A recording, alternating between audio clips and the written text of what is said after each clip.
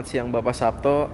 Untuk siang hari ini kita akan melakukan wawancara terkait kondisi pasar dan juga terkait BPP dan itu sendiri, Pak. Jadi menurut Bapak Sabto, apakah lembaga statistik diperlukan untuk industri asuransi umum? Ya, menurut saya lembaga statistik sangat diperlukan untuk kemajuan industri asuransi khususnya di Indonesia.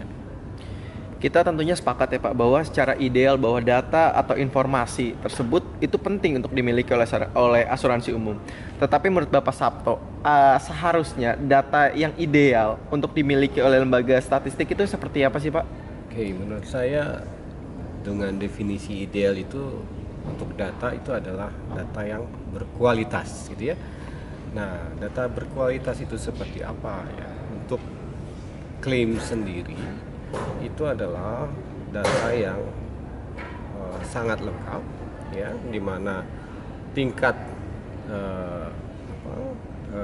tingkat missing informationnya itu kecil sekali gitu ya menurut saya. Dan di sini yang diperlukan juga adalah keunikan dari setiap data yang bisa kita gunakan untuk menjamin bahwa yang kita olah itu adalah data yang benar-benar tidak ada yang double dan sebagainya, dan itu sangat penting sekali dalam pengolahan data di lembaga statistik itu.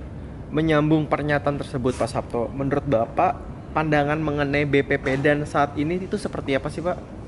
Oke, jadi BPP dan saat ini sebenarnya peranannya cukup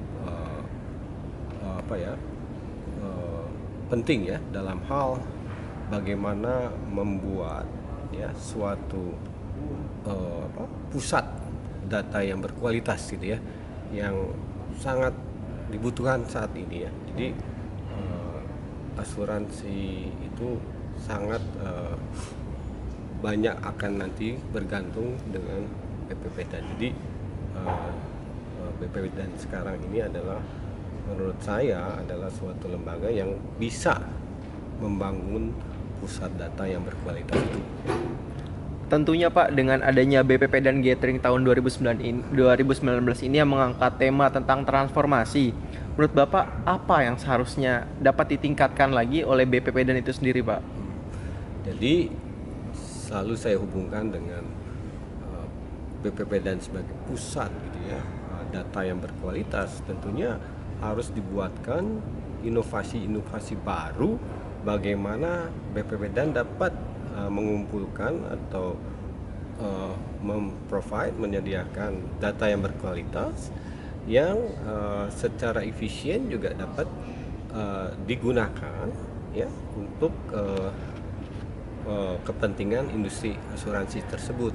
Contohnya yang sekarang sudah dilakukan adalah pengenalan sistem B2B yang sangat menurut saya sangat bagus sekali ya dalam hal bagaimana BPP dan mengarah ke pembentukan data yang berkualitas. Nah, menarik sekali ini Pak, dan ini pertanyaan terakhir, harapan Bapak Sabto ke depannya untuk BPP dan itu seperti apa sih Pak? Oke, jadi BPP dan itu ya saya mengharapkan menjadi suatu lembaga yang independen ya, yang bisa menjadi acuan ya, acuan dari informasi dan metodologi terkini ya dalam hal pengolahan data gitu ya. Jadi diharapkan ini akan menjadi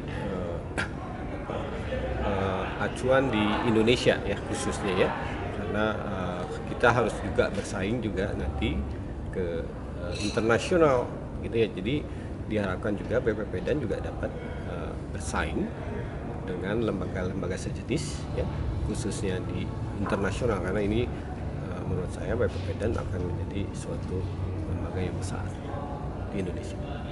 Baik, terima kasih Pak Sabto atas wawancara singkatnya. Sama-sama, terima kasih. Selamat siang. Siap.